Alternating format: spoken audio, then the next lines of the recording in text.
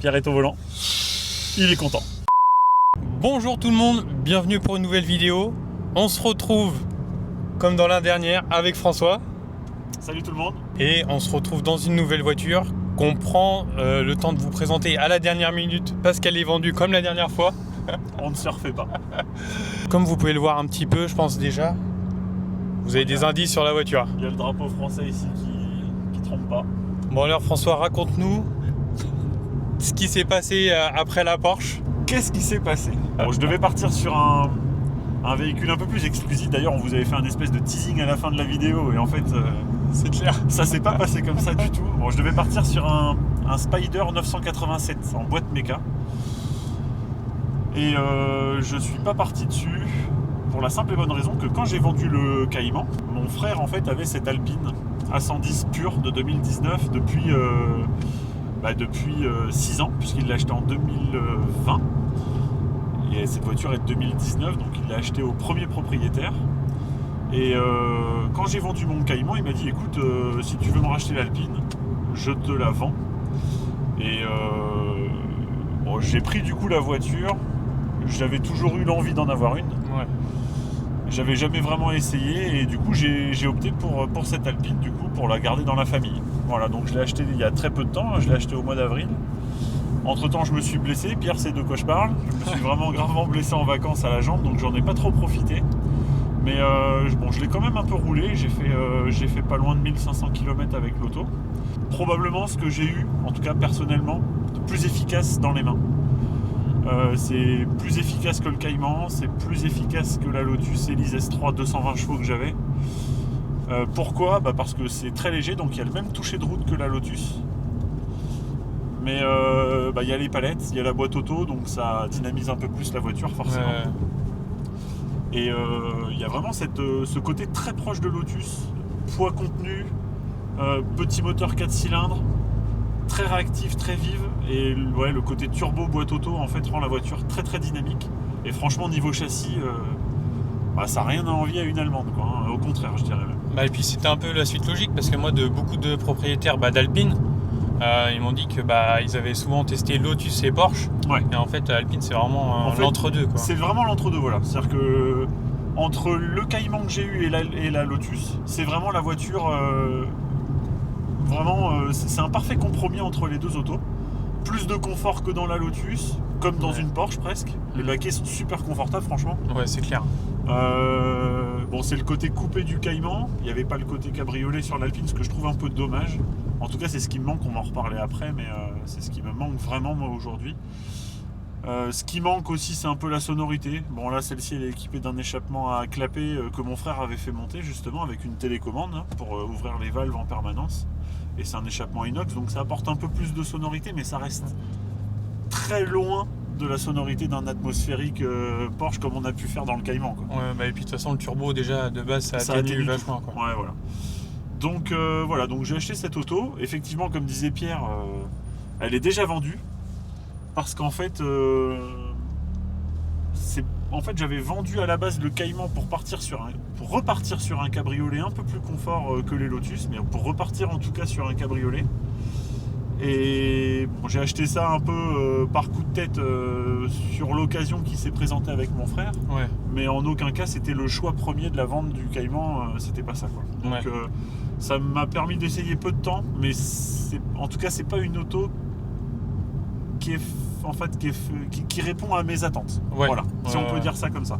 Okay. Donc super auto, on va vous la présenter un peu plus en détail après. En plus, elle a une belle configuration. Ouais, Alors, très belle déco aussi, c'est sympa. Ouais, léger et sympa. Vous allez voir la déco, il y a une petite déco qui a été faite sur la voiture et bon, ça plaît ou ça plaît pas, moi je trouve ça plutôt de bon goût. Ouais, ça rajoute quand même un petit truc, ça la différencie parce que à mine de rien, on fait souvent les rassemblements. Ouais. Et à chaque fois, elles sont toutes pareilles, donc ça me permet de la retrouver plus facilement. C'est clair. Voilà. Mais bon voilà, en tout cas, cette voiture est vendue, donc on va pas faire trop les fous parce que le monsieur qui est venu de loin me l'a réservé hier. C'est ça, hier. Ouais.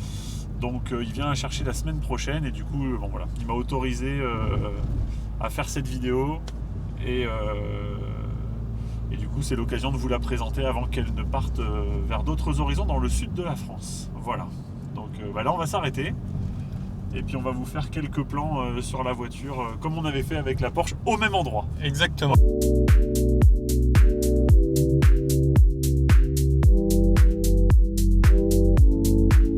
Donc on se retrouve, même endroit que la dernière fois, avec la bête. Et François, je vais te laisser présenter. Bien sûr. Donc voilà cette Alpine A110, avec le kit déco, comme on vous l'expliquait dans la voiture. Donc c'est un kit déco qui a été fait par une entreprise qui fait des coverings là, sur les voitures. Donc ça lui donne un petit look aux couleurs de la France, sans dénaturer, je trouve, significativement l'auto en termes de ligne. Voilà, donc cette voiture dispose de quasi toutes les options qui étaient disponibles à l'époque sur le catalogue Alpine. On a le kit gros frein, là on peut le voir sur les 4 roues. Donc c'est des disques plus gros que les disques d'origine qui permettent une endurance accrue et puis des performances un peu plus importantes en termes de freinage. Voilà, on a à l'intérieur, vous allez voir, on a le kit, on a la télémétrie sur la voiture. Donc c'est la version pure qui est donc équipée des sièges baquets. Ouais. Sabelt. Personnellement, moi j'ai rajouté, vous allez voir sur la face avant, un petit covering jaune qui donne un petit look rétro, je trouve, à l'auto. Bon, après, les goûts et les couleurs, ça se discute pas vraiment. Mais personnellement, je trouve ça plutôt sexy sur la voiture. Et puis pareil, ça la différencie un petit peu parce que il y a eu énormément d'Alpines de produites. Je crois que 40 000, je crois, en tout 40 ou 45 000, c'est énorme. On croise beaucoup, surtout bleu, c'est la couleur. Ouais, bon après, moi je la voulais pas autre couleur que bleu, mon frère c'était pareil. Du coup, ça permet de la différencier un petit peu tout en lui gardant son look global, mais avec une petite touche rétro qui personnellement... Ouais, ça reste dans l'esprit de la voiture, quoi. Ouais, voilà. Donc voilà, je trouve ça plutôt pas mal. Et surtout, c'est une modification qui est réversible. Ouais. Donc voilà, pareil, le kit autocollant à l'arrière, c'est réversible aussi. Bon voilà, c'est plutôt bien. Voilà, si on continue le tour de l'auto, donc elle est équipée des jantes aussi, des jantes forgées. Ça pareil, c'était une option à l'époque, c'est pas les jantes, on va dire, de base de la voiture. Donc c'est des jantes forgées, plus légères que les jantes d'origine, en 18 pouces. Donc c'est pareil, ça lui donne un look vraiment sympa. Le petit béquet à l'arrière, voilà, donc qui pareil, bon alors ça c'est pareil, on aime ou on n'aime pas. Mais personnellement, je trouve que ça lui apporte un look vraiment sympa. Ça apporte quelque chose de différent. C'est pas aussi prononcé que l'aileron qui est présent sur certaines S avec l'aérokit. Ouais. Et la R. Aileron, quoi. Voilà. Donc, bon, personnellement, je trouve ça plutôt pas mal. Vu qu'on a à l'arrière, on a aussi l'échappement sport. Alors d'origine, elle avait l'échappement sport, cette auto. Et ça a été remplacé par un échappement à valve inox. Donc il n'y a pas la ligne. Les catalyseurs, les deux petits ronds. Ouais, voilà. Les catalyseurs, tout est resté. On a juste changé le silencieux. Et il y a une télécommande en fait à l'intérieur de l'auto qui permet d'ouvrir ou de fermer la valve. On va laisser passer la moto. Voilà. Et du coup, ça permet d'être en sonorité, on va dire, un peu plus sympa, même sans être en mode sport. Oui. Voilà. Donc, et puis ça permet surtout de fermer la valve quand on n'a pas envie d'avoir de bruit quand on roule, donc c'est plutôt pas mal. Voilà. Si on fait le détail de l'auto après, bon voilà, niveau coffre c'est pas la folie quand même. Voilà, il y a mon bazar dedans. Voilà, donc on peut mettre 2 sacs à dos, 3 en les tassant bien. C'est clair. Mais c'est vraiment, c'est un tout petit coffre qui me fait penser justement au coffre que j'avais dans la Lotus. Donc pour moi c'est un coffre qui est pas plus grand que celui d'une Élise. Voilà. Et puis à l'avant, donc il y a un coffre à l'avant comme le Cayman. Par contre, le coffre à l'avant est pas énorme dans le sens où, voilà, ça c'est la housse de la voiture. Vous voyez la taille de la housse ? Et on peut mettre 2 housses, mais c'est tout quoi. Voilà. Donc le coffre est assez large, haut. Par contre, il est vraiment pas profond. On va se rendre compte de la caméra, mais... Ouais, c'est 20 cm de profondeur quoi. Ouais. Voilà. Donc on peut pas mettre grand chose, une valise ça rentre pas, donc faut mettre des sacs plats ou des affaires. Bon, c'est pas la meilleure auto que j'ai eue, on va dire, pour partir. Ouais, c'est vraiment c'est pas foufou. Après, si on compare avec le Cayman, parce que finalement c'est la voiture qui se rapproche le plus du Cayman, c'est coupé, il y a les 2 coffres, etc. Le Cayman, en fait, le coffre est aussi large, aussi haut. Par contre, en profondeur, en fait, le Cayman, ça descend jusqu'au bas de la voiture, quoi. jusqu'au fond plat de l'auto. Ouais, bah oui, je me rappelle. On peut mettre 2 valises cabine à l'avant, là on peut rien mettre quoi. Enfin c'est vraiment...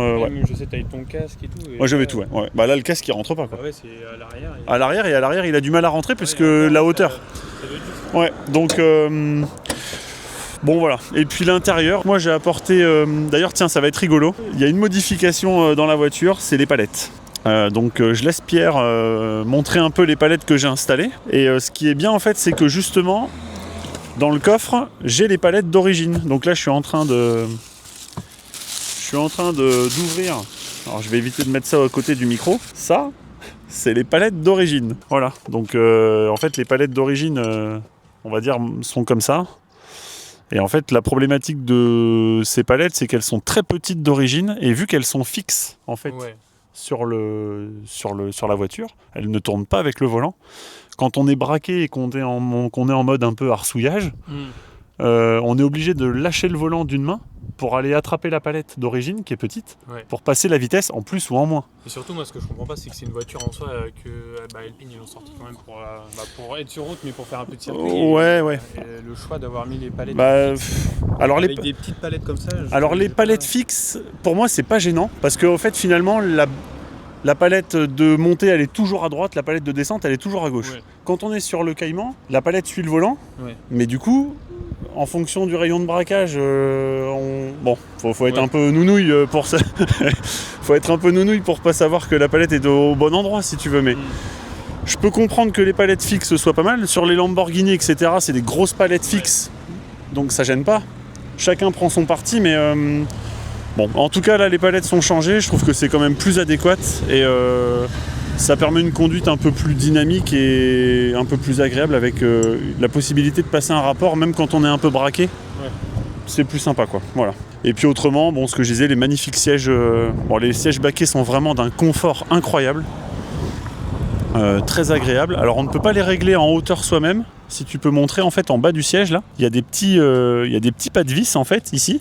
Donc là, le siège est au plus bas. Et en fait, on peut le monter, mais il faut aller chez Alpine pour régler le siège en hauteur. Voilà, donc ça, c'est quand même une donnée importante. Moi, il est au plus bas et je fais 1m85 et je peux pas mettre mon casque dans la voiture. Sinon, je touche le plafond. Donc, c'est quand même... voilà. Bon, après, je suis assis bien dans le fond du siège, mais c'est vrai qu'il n'y a pas trop de place au niveau de la hauteur. Après, voilà, c'est assez simple. Hein. Par contre, on va vous faire voir d'autres choses. C'est un peu dommage sur certains points. La banque d'organes Renault est bien présente dans la voiture. Bon, pour les points positifs, je trouve que les petits drapeaux français sur les portes, c'est du plus beau goût. Les sièges sont magnifiques. Le côté molletonné qu'on retrouve également sur les portières. On va le voir après, le cadran est vraiment sympa. Donc tout est analogique, hein. Il n'y a plus d'aiguille, il n'y a plus rien. Tout est numérique, pardon. Tout est numérique. Le petit écran ne sert strictement à rien. J'ai pas le CarPlay dessus. Ça sert à rien. La radio, on capte très très mal. Ça sert vraiment à rien. Par contre, il y a la télémétrie dessus. Bon, la télémétrie peut servir en cas d'utilisation sur circuit ou autre. Mais moi, l'écran personnellement ne me sert à rien. La console centrale, je trouve que c'est vraiment l'élément le plus sympa de la voiture. Voilà. Pour moi, c'est le côté le plus travaillé de l'auto, avec le bouton démarrer, les vitres, et puis donc le D, le N et le R pour démarrer, neutre et recul. C'est sympa, ouais. Ça a été plutôt bien fait, les petites surpiqûres bleues. Bon, tout est bien pensé, tout est bien fait. Après, voilà, les 2 points qui sont vraiment à revoir. Allez, les 3 points. Allez, on va commencer par celui-ci. Donc ça, c'est pour régler les rétroviseurs. Bon, c'est Clio 2, voilà. D'ailleurs, les rétroviseurs... Les rétros, faut qu'on en parle. On en parlait juste avant. Les rétros, faut qu'on en parle, mais voilà. Mais bon, les rétroviseurs, c'est des rétroviseurs de Clio, de Mégane, donc c'est pas foufou, quoi. Ouais. Ça a été plutôt bien intégré à la voiture, mais bon, voilà. Et puis je vais laisser Pierre se contorsionner. Voilà, il va aller de l'autre côté pour vous faire voir le truc le plus dégueulasse de la voiture. Donc le commodo de radio, je pense qu'on l'a tous eu un jour dans les mains. C'est clair. C'est le commodo qui est présent sur la Clio 2 ou Clio 3, je ne sais plus, sur les Mégane, etc. Et là, en fait, on a pareil ce bloc ici là, qui est le bloc de clim, de ventilation, etc. Et ce bloc-là, en fait, tout ça a été repris pareil, dans la banque Renault, quoi. Bon, c'est pas foufou. Après, ce mais bon. bloc-là, je trouve que encore Il s'intègre plutôt bien. Mais le Komodo, non, c'est Ouais, pas possible. Il s'intègre plutôt bien. Et puis après, on a là-bas, il y a c'est pareil, c'était une option. Le repose-pied en alu, voilà, qui est plutôt pas mal en utilisation circuit ou arsouillage appuyé, on va dire. Pour la présentation du véhicule, bon, en soi, super auto, franchement. Ouais. C'est très mignon, c'est très joli. Là, depuis tout à l'heure, pareil que pour la Porsche. Le capital sympathie. Le capital sympathie est incroyable. Porsche, c'est vraiment ostentatoire, mais certains... la couleur, elle jouait quand même. Le jaune, ça a changé. Le jaune, c'était vraiment bien. Ouais. C'est ce qui donnait d'ailleurs tout le charme à l'auto, pour moi. Ouais, c'est ça. Bon, là, une Alpine, ça reste une Alpine. Et il y a un capital sympathie forcément en France qui est incroyable. Donc on a souvent des pouces levés. Et comme je disais tout à l'heure dans la voiture, c'est probablement ce que j'ai eu de plus efficace. Mais ça manque... Ouais, après voilà, je vais pas faire mon vieux, mais parce que je suis pas vieux. mais voilà, bon, il manque... après la Porsche, le moteur est certes moins explosif, parce que c'est vraiment le cas.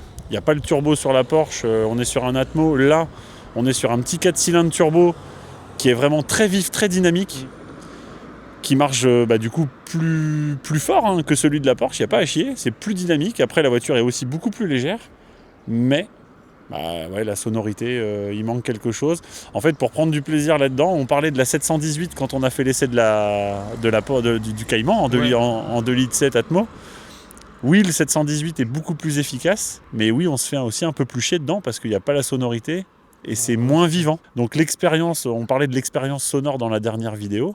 Pour moi, c'est hyper important. Ça fait partie de toute l'expérience qu'on vit au volant. Et dans celle-ci, il manque pour moi le côté cabriolet que je voulais rechercher après le Cayman. Ça, c'est évident, mais bon, ça, c'est pas le problème premier de l'Alpine. Mais ouais, c'est vraiment fait pour arsouiller fort, pour faire du circuit. Clairement, je pense que elle est à l'aise sur circuit, cette auto. Et voilà, on va repartir sur quelque chose d'un peu moins efficace, probablement, mais de plus sensationnel et de plus marqué au niveau, surtout moteur. Voilà, ouais, c'est ça. Sonorité. Voilà. Et puis il reste plus que laisser un peu dynamique à faire. Exactement. Le côté sympathique de la vidéo en règle générale. Et aussi, on attend tous. Et aussi, notre marque, de notre signature pour chaque vidéo, maintenant, ça va être que Pierre conduise.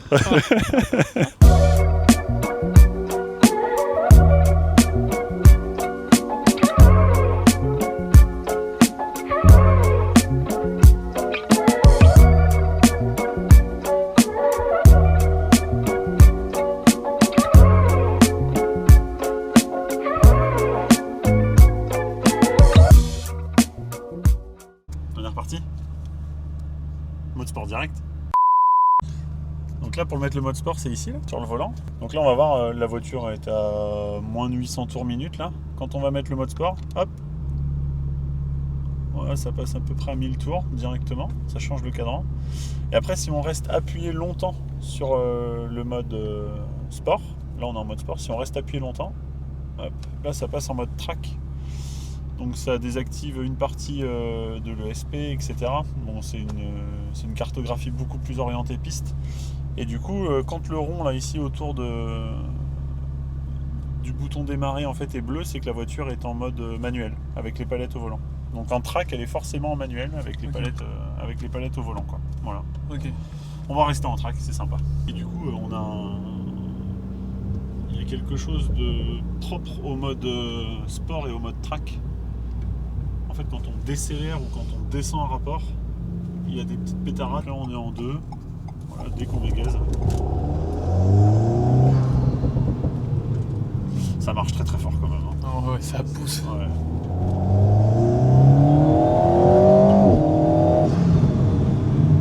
Et t'as un à-coup aussi au passage de vitesse. Ouais, en track, c'est impressionnant. C'est vraiment un passage de rapport très rapide. Franchement, rien n'a envie à une PDK. Hein.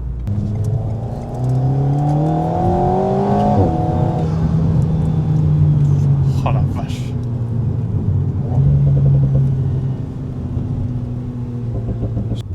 Mais vraiment, moi, enfin alors après, je pense que pas mal de passionnés alpines partagent cette approche, mais je suis quand même surpris avec la sortie de cette voiture qu'Alpine on n'en ait pas profité de sortir un cabriolet. Ouais. Parce que la ligne de la voiture s'y prête, je trouve. Ça aurait vraiment pu apporter quelque chose de vraiment novateur, en fait, je trouve, sur cette génération-là. Donc c'est bien, ils sont restés, on va dire, sur la lignée de départ de la marque Alpine avec le coupé uniquement, etc. Je trouve ça plutôt bien d'un côté. Mais ouais, moi j'aurais vraiment pensé qu'il serait allé au bout du truc en sortant un cabriolet sur cette génération-là, quoi. Bon, là on va arriver sur la petite route sympa. On va faire gaffe parce que c'est 70. On va pas dépasser les 70. On respecte toujours, toi. Toujours.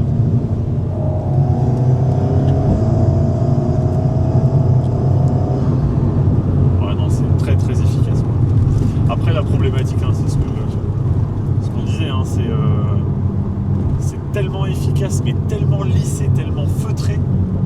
Ouais, c'est un piège à permis, cette voiture, c'est impressionnant. Alors que la Porsche, c'est pas pareil, ça fait du bruit, c'est différent. C'est différent. Bah t'as pas la charge du turbo, quoi. Ouais, mais c'est. Enfin, bon, le 2,7 litres que j'avais, il faisait 275 chevaux, le Cayman, là. Et là, celle-ci ne fait que 250 chevaux. Mais c'est une catapulte par rapport à la Porsche, quoi. C'est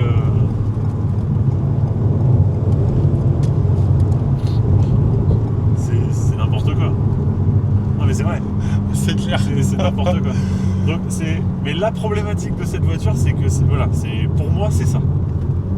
Tellement efficace, mais tellement dangereux pour le permis, quoi. Bah comme beaucoup maintenant. Ouais, mais là, enfin, je sais pas. C'est vraiment très très efficace, quoi. Bah t'arrives tout de suite à des vitesses qui sont.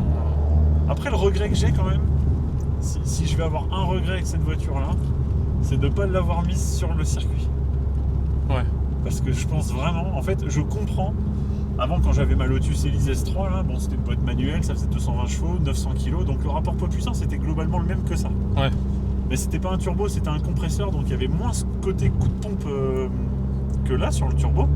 Et il y avait surtout pas la boîte automatique, c'était une boîte manuelle, donc en termes de dynamisme, sur les accélérations, c'était moins violent que ça, quoi. Ouais.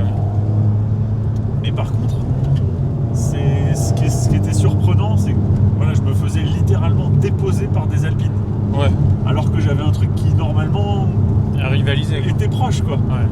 Et j'ai même des connaissances qui ont des Alpines à 110 en S préparées, donc ça fait 300 chevaux de base. Je sais pas, je crois qu'elles ont un petit peu été améliorées. Mais ça tient des très très grosses autos sur circuit, ouais. C'est impressionnant, quoi. Ouais. Et là, comme sur la dernière vidéo, on arrive au Toureil. On fait un petit peu de tourisme pendant les vidéos, hein, c'est important. Mais ça reste pour moi le plus bel endroit du Maine-et-Loire. Notre patrimoine. Ce qui est incroyable par contre, c'est les anciens. Il y a une cote d'amour globale pour la voiture qui est évidente. Mais alors par contre, les anciens.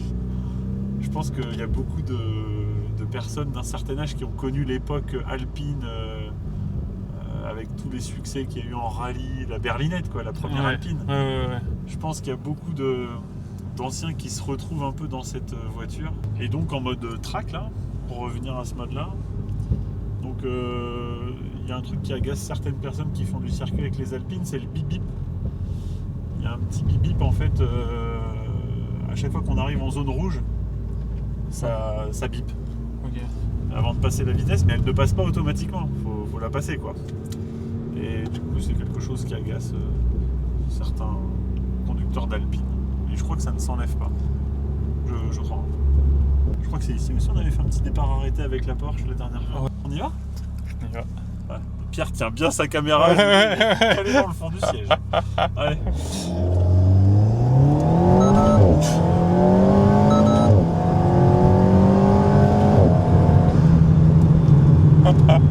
C'est parce que je sais à quoi m'attendre à chaque fois.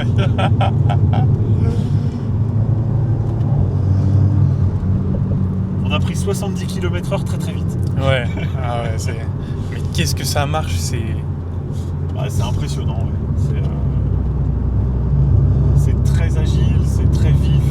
Franchement, il n'y a pas beaucoup de défauts sur cette auto, hein, quand même.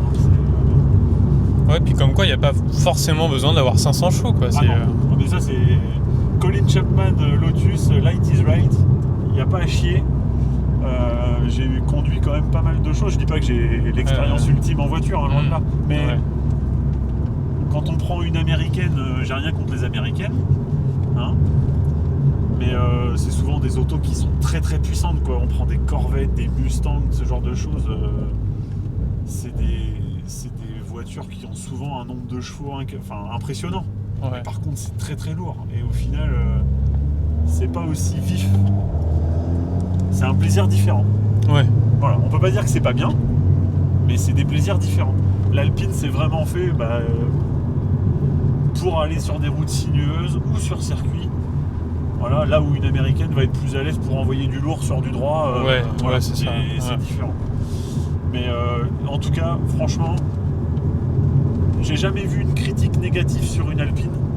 C'est souvent des critiques très positives. Globalement, je trouve qu'en termes de rapport prix-plaisir, efficacité, il n'y a pas grand chose à ce niveau de prix là finalement aujourd'hui, parce que je pense que la cote va monter.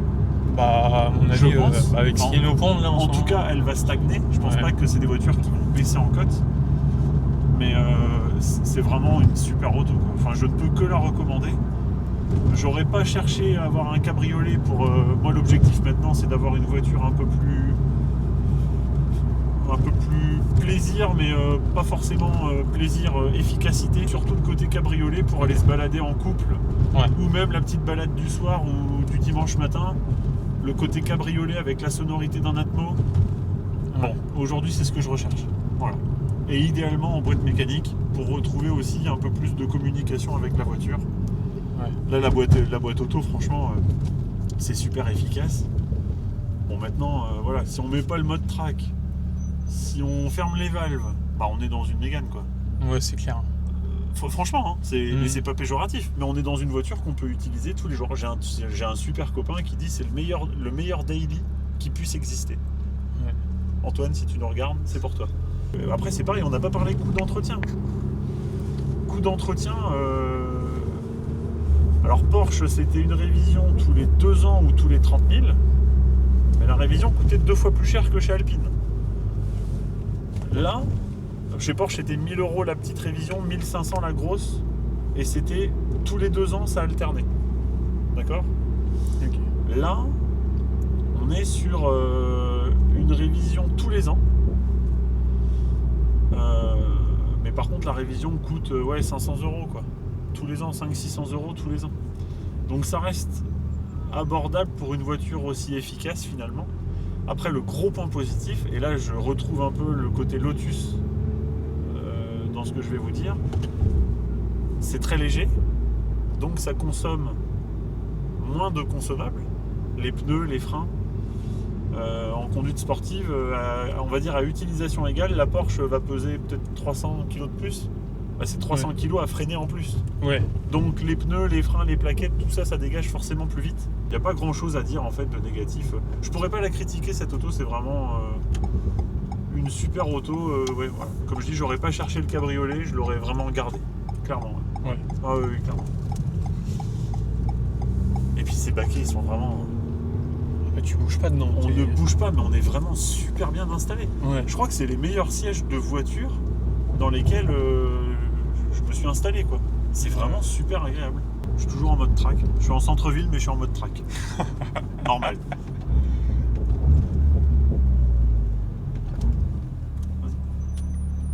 Ouais, je sais pas ce qu'ils sont en train de nous faire eux, mais 2 sacrés phénomènes là, En face, là ?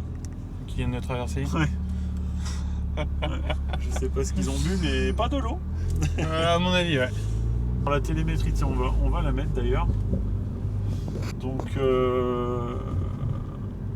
il y a pas mal de choses sur l'écran de l'auto. Voilà, ça va apparaître donc dedans température d'eau, les pressions des freins. Voilà, dès qu'on freine, ça s'affiche en barre ici. La pression du turbo, température d'admission. Voilà, et là voilà, on a la télémétrie complète, donc ça en temps normal.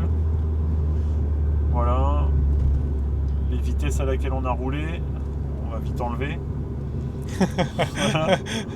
Voilà. Là c'est la courbe avec l'historique, on va dire, de G qui ont été pris en dans la voiture. Hein. Voilà, le couple, la puissance, les rapports engagés, l'angle du volant, et puis donc ça c'est le chronomètre en fait. Voilà. Donc là on va faire, on va remettre la télémétrie de base là. Voilà.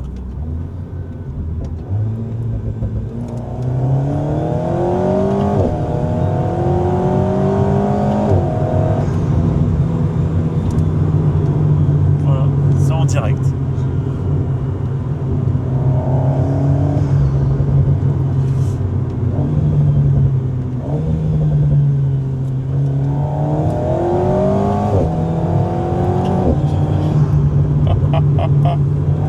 Ah, ça marche, hein.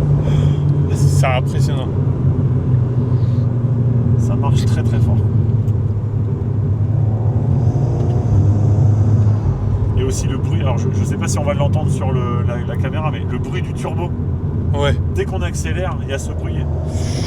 Ouais, d'aspiration, c'est juste derrière les oreilles. Franchement, c'est pas mal. Niveau bruit mécanique, c'est pas mal. Bruit du moteur, c'est autre chose. Ouais. Mais bruit mécanique, je trouve ça plutôt pas mal. Donc les valves, alors moi la télécommande, là je l'ai mise là. Voilà, c'est une petite télécommande comme ça. Hein. C'est ça la télécommande. Donc pour ouvrir et fermer les valves. Donc là j'ai... Ouais, quand on... bah là je suis en mode track, donc forcément les valves sont ouvertes. Mais en fait on ouvre ou on ferme les valves ici. Bon après c'est bête à dire, mais c'est vrai que sur un 4 cylindres, il n'y a pas grand chose à sortir en sonorité quoi. Surtout quand il est turbo-compressé. Ouais. Donc oui, la valve, ça apporte quelque chose de mieux. D'ailleurs, on l'a entendu sur le démarrage à froid au début de la vidéo. Il n'y a pas grand chose à en tirer au niveau sonorité quand même quoi. Ouais. Voilà. C'est pas un atmo. Bon, c'est bientôt le moment de conduire, Pierre. Hein d'ailleurs, il va conduire là, Pierre. Allez. Voilà. Voilà. C'est la signature de la vidéo. Faut que Pierre conduise. Voilà, Pierre est au volant. Il est content. Première fois en Alpine, c'est... Non, tu l'avais... Non, tu n'avais pas déjà conduit. Si, tu Ah, m'avais ramené. Deuxième fois, je te l'avais ramené. Voilà. Allez, Pierre, c'est parti. Donc, tu la mets en mode palette si tu veux. Hein. Tu rappuies sur D, vas-y. Puis là, mets-la en sport. Appuie sur le bouton sport, là, une fois, là, au le volant. Voilà, puis là, vas-y, c'est parti. Et c'est vrai que j'avais adoré le toucher de route. Même le volant, parce que dans la Porsche, il était beaucoup plus lourd. La direction, c'était beaucoup plus lourde. C'est différent, c'est différent. Là, on sent vraiment la légèreté de la voiture. Alors que dans la Porsche, où effectivement, c'était beaucoup... Bah déjà, la voiture est plus lourde de base. Pégase. Voilà.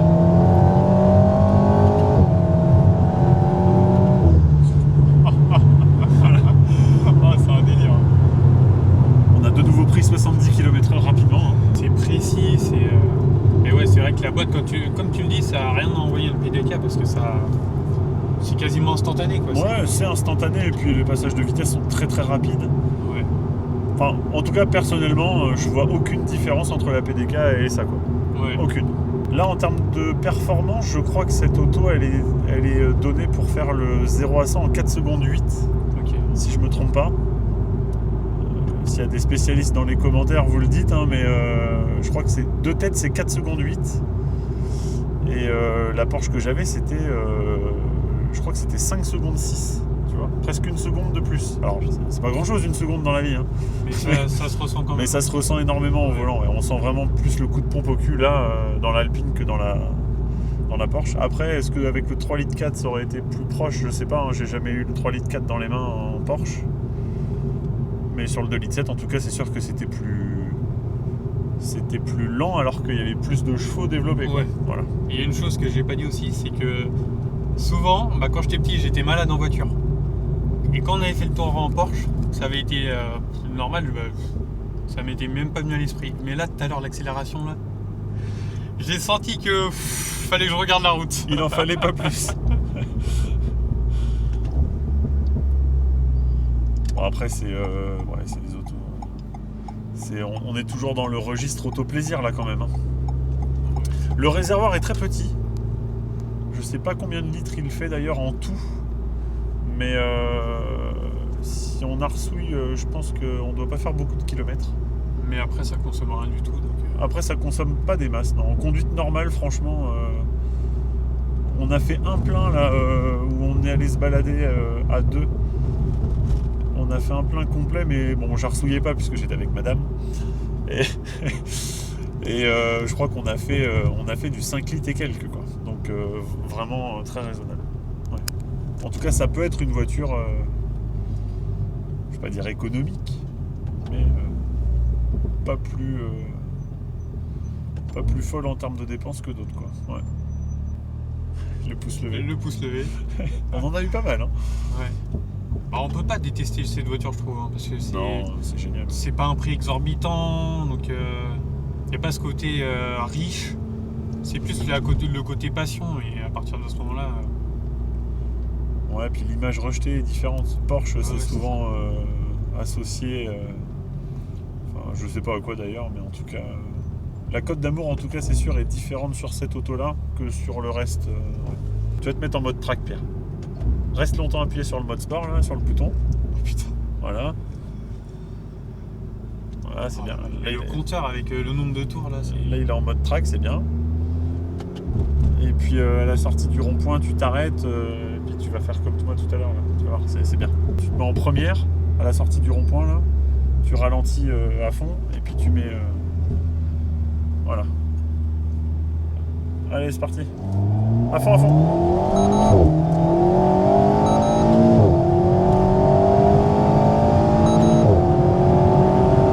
Oh la vache. Comment ça marche? Ah mais ça n'a rien à voir avec la Porsche. Ah bah la Porsche c'était linéaire. Ça n'a rien à voir. Hein. Que là, dès que le turbo il se met en route, mais c'est... Bah c'est instantané. Ouais. Pierre va acheter une Alpine. J'aimerais bien. Bon là c'est voilà, je filme hein, mais les rétroviseurs à l'intérieur ça donne ça. Bon. C'est peut-être à mes yeux le détail le plus disgracieux de la voiture. De l'intérieur. Non mais vraiment. Et on dirait vraiment des rétros de Clio 2 arrondis. Bah, alors je sais pas pareil dans les commentaires s'il y a des spécialistes. Je veux bien avoir l'information, mais je crois que ces rétroviseurs viennent de la banque d'organes de Renault. Et je crois savoir que c'est des rétroviseurs soit de Mégane, soit de Clio. De quelle génération, je ne sais pas. Mais ouais, je trouve ça vraiment pas très très joli, quoi. Bon, une note sur 10, Pierre ? Pour l'instant, dans ce que j'ai pu essayer, là je suis à 10. Hein. À 10 ? Bah là c'est la meilleure voiture que j'ai conduite pour l'instant. Quoi. Et la Porsche, tu la noterais combien par rapport à ça, du coup ? 9. 9. Bon, on n'est pas loin quand même. Ah bah c'était la première Porsche que je conduisais, puis Porsche marque de cœur. Donc, c'est un peu plus premium, quoi. La finition est un peu plus poussée. Ouais. Mais tu vois bien que c'est une utilisation complètement différente. Ouais. C'est pas du tout la même philosophie, quoi. Bah, on est beaucoup plus dans le confort que là. Plus dans le confort, ouais, c'est différent. Bon voilà. Allez, on finit, on vous fait un petit débrief devant la voiture. Un homme heureux encore une fois. Bon bah c'est la fin de cette vidéo. Merci François. Mais merci Pierre. À la prochaine fois, quand je revends une voiture, je te rappelle. C'est ça. Et puis on viendra vous la présenter au dernier moment quand elle sera vendue. Exactement. Comme non, la prochaine, il faut la présenter plus rapidement. Et le choix va être... le choix est fait. Maintenant, il va falloir trouver la voiture puisque les caractéristiques... Les critères bien particuliers. Ouais, c'est des critères assez particuliers que je veux pour la prochaine. Donc j'ai carrément mis un mandataire dessus pour trouver la perle rare parce que... Ouais, voilà, je veux pas me tromper et je veux que la prochaine auto corresponde à mon cahier des charges pour pouvoir la garder un peu plus longtemps et voilà. Et ce sera avec grand plaisir qu'on fera une vidéo. Exactement. Bon bah François, à la prochaine. Ouais, bonjour à tout le monde et merci à tous pour le visionnage et puis des commentaires sympas, hein, toujours. Toujours. Hein. Pas de critiques, hein, si c'est des critiques positives. C'est ça, constructives. Voilà, allez, merci Pierre. À la prochaine. À la prochaine.